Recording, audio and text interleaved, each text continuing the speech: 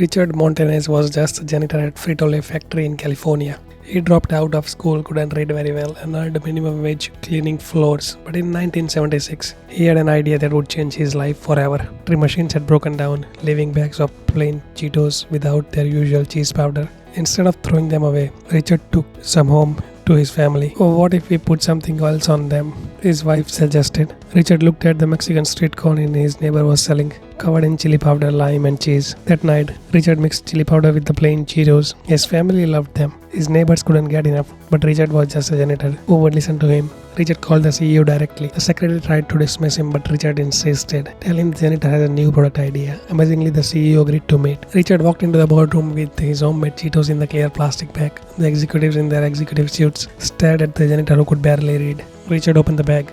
Try this, he said simply.